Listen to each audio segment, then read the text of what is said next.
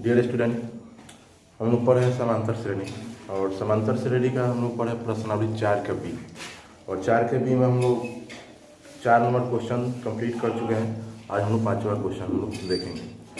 अब लोग पढ़िए 5 नंबर क्वेश्चन। देखिए कह क्या रहे हैं, कह रहे किसी समांतर श्रेणी का nवां पद 3n-1 दिया हुआ है तो इसके p पदों का योगफल पूछ रहा है।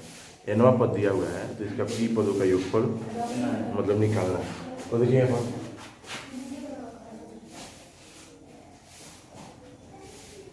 nवां पद मतलब tn का वैल्यू दिया हुआ है। कितना दिया है 3n-1। अच्छा देखिए, अगर इसका पहला पद निकाला जाए तो t1 मिलेगा और t1 यहाँ पर 3 और n की जगह 1 रखेंगे और -1 मिलेगा 3 -1 2। और पहला पद को हम लोग a लिखते हैं ना, पहला पद को हम लोग क्या चीज़ से सूचित करते हैं a।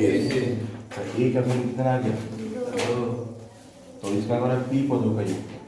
तो यहाँ पे मतलब अगर n पदों का योगफल करना है तो हम लिखते हैं n बाई Sn बराबर n/2 a प्लस tn लिखते हैं ना।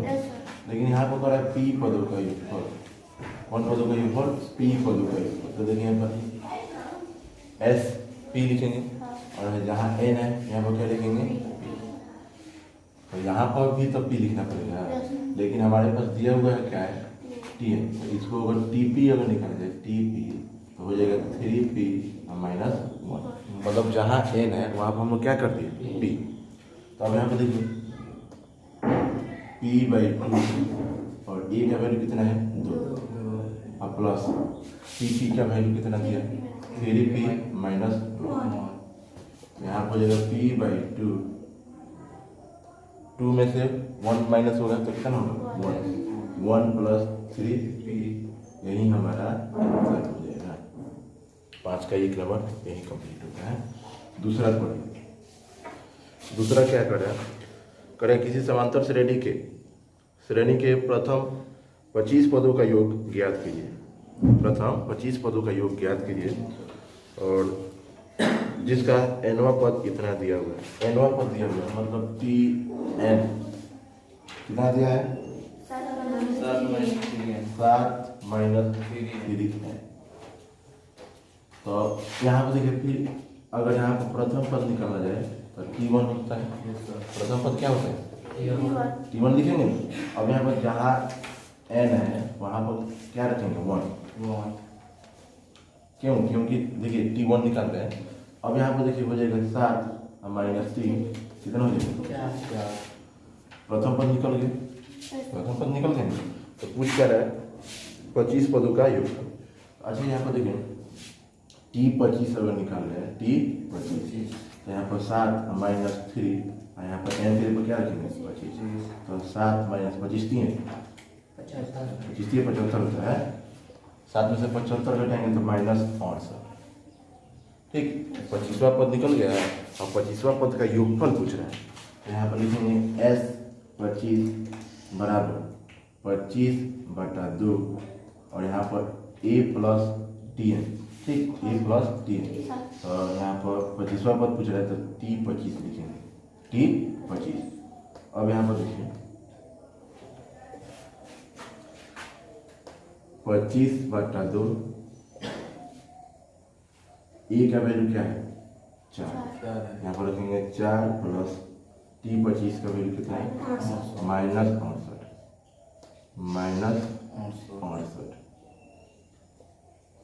यहाँ पर हो जाएगा 25/2 और यहाँ पर 4 देखिए प्लस है और माइनस है, प्लस माइनस क्या होगा -68। 25/2 4 में से 68 घटाएंगे तो कितना होगा -64 कट जाएगा 32 मध्य। तो 25 गुने -32 गुना करेंगे जो आएगा वही हमारा आंसर हो जाएगा। 5 का 3 नंबर देखिए, 5 का 3 करें किसी श्रेणी का nवां पद 9-5 है। मतलब nवां पद दिया हुआ है 9 - 5n उसके बाद क्या करें, क्या यह समांतर श्रेणी में, अब इसको पूछ रहे हैं कि क्या यह समांतर श्रेणी में है। अगर यदि हाँ तो 15 पदों का योगफल निकालें। अब कह रहे हैं ये दे दिए, कह रहे हैं क्या यह समांतर श्रेणी में है, अगर हाँ तो 15 पदों का योगफल करें। तो देखिए यहाँ पर अगर पहला पद निकालेंगे तो T1 हो जाएगा, यहाँ पर 9 माइनस 5 1, तो यहाँ पर हो जाएगा 9 माइनस 5 में 1 से गुणा करेंगे तो कितना हो जाएगा। उसके बाद यहाँ पर देखिए अगर दूसरा पद निकाल रहे हैं तो 9 माइनस यहाँ पर कितना हो जाएगा 5, यहाँ पर हो जाएगा 9 माइनस 5 गुना 10, 9 में से 10 गया -1। अब यहाँ पर अगर तीसरा पद निकाल रहे हैं तो 9 माइनस n की जगह क्या रखेंगे 3, ठीक। तो यहाँ पर देखिए हो जाएगा 9 माइनस 5 3 15, तो कितना हो जाएगा माइनस। तो पूछ रहा है क्या यह श्रेणी में है, तो श्रेणी में पता करने के लिए हमको पदांतर निकालना पड़ेगा, सार्वंतर निकालना पड़ेगा। यहाँ पर क्या होगा कि दूसरा पद माइनस पहला पद, मतलब T2 माइनस T1, चाहिए T2 माइनस T1 लिख सकते हैं, और यहाँ पर बराबर T3 माइनस T2। अब यहाँ पर देखिए T2 का वैल्यू निकालें तो कितना है -1, और T1 का वैल्यू निकालें तो कितना है 4, T3 का वैल्यू कितना है माइनस, और T2 का निकालें तो माइनस। अब यहाँ पर देखिए -1 और -4 कितना होगा -5, यहाँ पर देखिए -6 है और माइनस माइनस हो जाएगा प्लस। अब यहाँ पर देखिए -5 है और यहाँ पर भी -5 है, मतलब यहाँ पर सार्वंतर क्या हुआ समान है, तो इसको हम श्रेणी में बोल सकते हैं। तो इसको हम बोलेंगे कि दिया गया अनुक्रम क्या है समांतर श्रेणी में है, ठीक। तो उसके बाद और भी पूछ रहे थे क्या कह रहा है कि यदि हाँ तो 15 पदों का योगफल निकालें। काम कीजिए, पर इतना तो नोट कीजिए, उसके बाद देखिए यहाँ पर डी का वैल्यू जो है सार्वंतर जो है क्या हुआ दोनों का सेम हुआ। तो अब हम क्या लिखेंगे, इसलिए दिया गया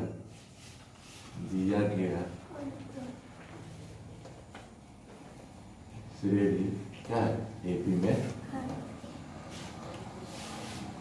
और देखिए और कह रहा है कि यदि है तो 15 पदों का योगफल बता।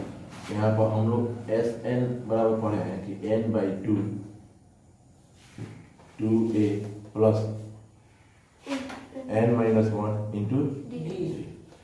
अब यहाँ पर देखिए 15 पदों का योगफल पूछ रहा है, 15 पदों का योगफल पूछ रहा है, मतलब S15। तो जहाँ n है वहाँ पर 15, यहाँ पर 2a। पहला पद क्या है इसमें, पहला पद क्या है 4 दिया है, इसको हम लोग पहला पद बोल सकते हैं। कितना दिया है 4। यहाँ पर 4 प्लस n, तो n की जगह 15 और -1 इंटू d का वैल्यू कितना है -5। यहाँ पर हो जाएगा 15/2, 4 गुना 8 गुना 15 में से 1 14, और 14 में 15 से 5 से गुना करेंगे तो 14 5 70 -70 लिखेंगे।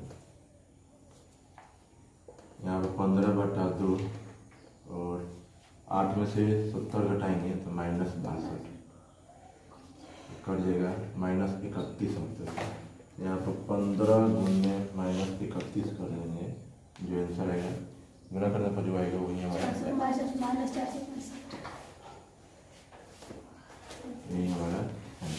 नोट कर लीजिए। देखिए यहाँ पर 6 का 1 नंबर क्वेश्चन दिया हुआ है कि श्रेणी 1 3 5 प्लस 7 डॉट डॉट डॉट के कितने पद मिलकर इतना होंगे, ठीक। तो देखिए यहाँ पर 1 नंबर माना कि श्रेणी के n पद मिलकर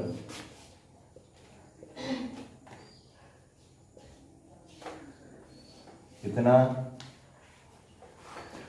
n अधिपद मिलकर इतना प्राप्त होंगे। ठीक, मान लीजिए n पद जो होगा मतलब n पदों का योगफल इतना होगा। ठीक, अब यहाँ पर देखिए, यहाँ पर दिया हुआ है 1 + 3 + 5 + 7 डॉट डॉट डॉट।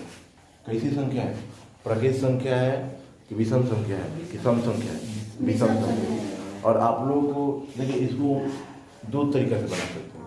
देखो तो पहला पद यहाँ पर दिया हुआ है 1 और दूसरा पद निकाल 3, सार्वंतर निकाल लेंगे 3 - 1 2 और यहाँ पर s है मतलब पदों का योगफल दिया हुआ है कितना? इतना दिया हुआ है मतलब n निकालना है तो ये SN वाला फॉर्मूला से आप लोग बना सकते हैं।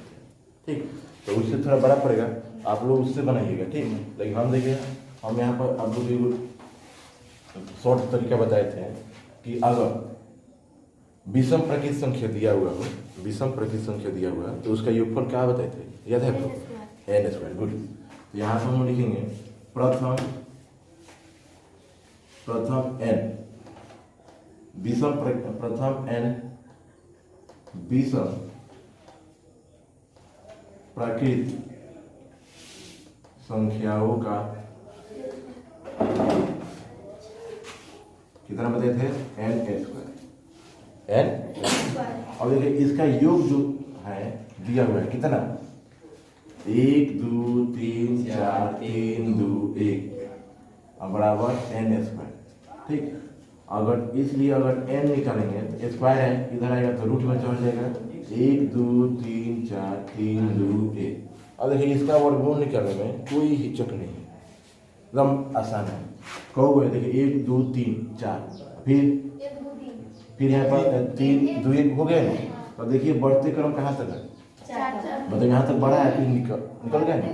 तो देखिए यहाँ पर 1 2 3 4 4 को 1 हो जाएगा, 4 को 1 हो जाएगा। होता है तो n का वैल्यू प्लस माइनस होता है ना। तो n का है पदों की संख्या है, तो पदों की संख्या कभी ऋणात्मक नहीं होती है, हमेशा क्या होती है? धनात्मक। इसलिए यहाँ पर माइनस नहीं होगा, केवल प्लस होगा। ठीक, तो n का वैल्यू निकल गया और SN वाले से भी निकलेंगे तो थोड़ा बड़ा होगा, लेकिन आंसर यही है। ठीक, तो उससे आप लोग बना लीजिएगा दोनों विधि। दूसरा का देखिए, दूसरा का दिया हुआ है AP हमारे पास दिया हुआ है कितना? 9 17 25 डॉट डॉट डॉट और यहाँ पर भी योग दिया है। ठीक, 636 मतलब इसमें भी लिख सकते हैं कि माना कि श्रेणी के n पद मिलकर इतना प्राप्त हो सकता है। मतलब हम डायरेक्ट लिख रहे हैं कि SN का वैल्यू दिया हुआ है कितना? 636। ठीक, पहला पद कितना है? 9। सार्वंतर निकालेंगे, दूसरा पद माइनस पहला पद, दूसरा पद 17 है, पहला पद कितना है? घटाएंगे तो कितना होगा? 8। 17 में से 9 गया। अब SN बराबर होता है n/2 2a + n - 1 × d। SN का वैल्यू दिया हुआ है कितना? 636। n/2 n का तो वैल्यू दिया नहीं है, n का तो वैल्यू ही निकलना है। यहाँ पर 2 a का वैल्यू n - 1 × d के जगह।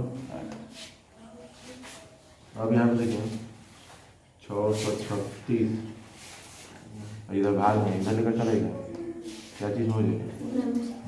क्या जो भी रहने देगा। यहाँ पर n/2 9 दूना 18 प्लस यहाँ पर देखिए गुना करेंगे तो 8n माइनस हो जाएगा 8n - 8।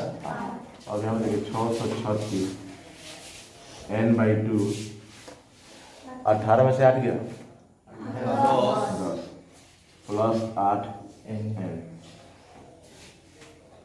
636 n/2 इसमें 2 कॉमन निकाल लेंगे तो यहाँ पर बचेगा 5 + 4n हो गया ना। 2 से 2 636 बराबर n में 5 से गुना होगा तो 5n + 4n²। 5n + 4n देखिए ना, n से 5 गुना होगा तो 5n होगा और यहाँ पर 4n पहले से है और n से गुना होगा तो 4n² हो जाएगा। अब यहाँ पर देखिए 4n² है प्लस 5n है, उधर जाएगा तो -636 हो जाएगा। अब आ जाइए द्विघात समीकरण। द्विघात समीकरण में आप लोग बताए थे निकालने के लिए ना फर्स्ट इंटू लास्ट करेंगे तो देखिए बहुत बड़ा हो रहा है। द्विघात सूत्र से बनाइए खूब से, भले थोड़ा लॉन्ग होगा लेकिन दिक्कत नहीं होगी। ए का वैल्यू दिया हुआ है कितना 4, ए का वैल्यू 4 दिया है, बी का वैल्यू कितना दिया है 5 और सी का वैल्यू -636। तो मूल निकालने का फॉर्मूला बताइए क्या, एन का वैल्यू निकालेंगे तो क्या बता सकते हैं -b plus -√b² -4ac। D निकाले नहीं है इसीलिए उसके लिए रखिए। अब भाई 2। अब यहाँ पे देखिए -b के जगह 5 प्लस -√b² मतलब 5 के स्क्वायर -4a के जगह 4 सी के जगह -636। अब यहाँ देखिए 2 गुने 4 और कहाँ बने क्वेश्चन आप लोग अपना बुक से लिखिएगा क्वेश्चन।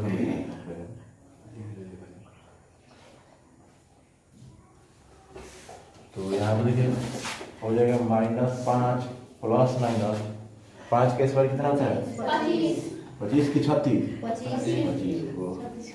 हाई नहीं तुम यहाँ पर 4 चौका 16 में 636 से गुना करेंगे तो कितना आएगा। पहले तो ये देख लो यहाँ पर माइनस माइनस कितना हो जाएगा प्लस। अब यहाँ पर 4 चौका 16 और 16 में 636 से अगर गुना करेंगे तो आएगा हमारा कितना 10,176। तुम लोग गुना करके देख लेना ठीक। यहाँ पर 4 गुना 8। अब यहाँ पर हो जाएगा -5 प्लस -√, ये दोनों जुट जाएगा तो 9 5 और 6 11 के 1 फारसी 1 7 2 9 10 के 0 फारसी 1। यहाँ पर हो जाएगा 2 और ये 10 है तो 10 अब बट्टा में 8। अब यहाँ पर देखिए -5 प्लस -10,201 इसका वर्गमूल होता है तो 101 ठीक बट्टा 8। अब यहाँ देखिए एक में प्लस आया एक में माइनस आया तो एन का वैल्यू यहाँ से 2 को निकलेगा, एक में प्लस लेंगे और एक में माइनस। और यहाँ पर देखिए अगर एन का वैल्यू केस फर्स्ट 2 को यहाँ से तो लिखेंगे केस फर्स्ट और इसमें देखिए केस फर्स्ट में क्या करेंगे -5 प्लस है यहाँ प्लस ले 101 और बट्टा में 8। तो 101 में से 5 घटाएंगे तो कितना होगा 101 में से 5 घटाएंगे तो 96 होगा 96/8 12/8 इनका वैल्यू कितना निकला केस से क्या केस 2 यहाँ पर -5 और केस यहाँ पर केस फर्स्ट में प्लस दिया है और फिर माइनस नहीं -101/8 हो जाएगा -106/8। अब 6 से 8 में -106 में भाग देंगे तो पूरा पूरी नहीं कटेगा ठीक।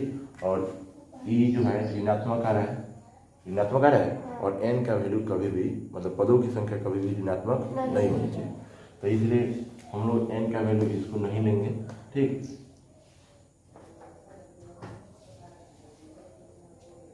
एन का वैल्यू 12 ही होगा ठीक। इस तरह से हमारा 6 का 1 और 2 का ठीक है, इसको नोट कीजिए। देखिए 7 नंबर क्वेश्चन क्या कर रहा है एक समांतर श्रेणी का प्रथम पद 17 है। यहाँ पे देखिए क्या दिया हुआ है प्रथम पद मतलब ए का वैल्यू कितना दिया है 70 और सार्वंतर जो दिया है कितना दिया है -2 दिया है ठीक। और एन पदों का योगफल दिया है कितना 72। एन पदों का योगफल मतलब SN दिया है 72 तो कह रहा है एन का मान ज्ञात कीजिए ठीक। मतलब एन बराबर 1 तो देखिए SN बराबर हम लोग पढ़े हैं होता है n/2 2a plus n-1 into d। SN का वैल्यू कितना है 72 यहाँ पर n/2 और यहाँ पर 2a के जगह 17 प्लस n-1 इंटू d के जगह -2 तो यहाँ पर हो जाएगा 72 इधर n/2 17 गुना 34 यहाँ पर हो जाएगा n से गुना करेंगे तो -2n और +2 यहाँ पर 72 n/2 यहाँ पे देखिए 34 को और 2 को 36 और -2n। अब इसमें से हम लोग क्या करेंगे 72 यहाँ पर n/2 और यहाँ पर 2 अगर कॉमन निकालेंगे तो यहाँ पर हो जाएगा 18 और -2 2 से 2 तो बचेगा 72 यहाँ पर 18n और -n²। तो यहाँ पर इसको n² माइनस में इधर लाएंगे तो प्लस हो जाएगा n², भाई प्लस में इधर है तो माइनस में 18n और 72 जो इधर ही इधर है तो बराबर। अब यहाँ पर देखिए 72 का ऐसा गुणनफल जिसको गुना करने पर 72 है और जोड़ने पर 18 है तो 12×6 72। तो लिखेंगे n² minus 12n minus 6n और प्लस 72 बराबर 0। n कमन लेंगे तो n माइनस 12 यहाँ पर 6 कमन लेंगे तो n माइनस 6 कमन लेंगे प्लस के जगह माइनस हो जाएगा यहाँ पर 12 बराबर 0। अब यहाँ पर देखिए n माइनस 12 दोनों में n माइनस 12 है कमन लिए तो यहाँ पर n माइनस 6 बचेगा बराबर 0। अब यहाँ पर देखिए n माइनस 12 बराबर 0 और एक होगा n माइनस 6 बराबर 0। तो n बराबर यहाँ पर माइनस 12 इधर है प्लस 12 होगा और यहाँ पर मतलब n का वैल्यू 2 है, एगो 12 और एगो 6। इस तरह से हमारा 7 नंबर क्वेश्चन कंप्लीट होता है। आज देखना है।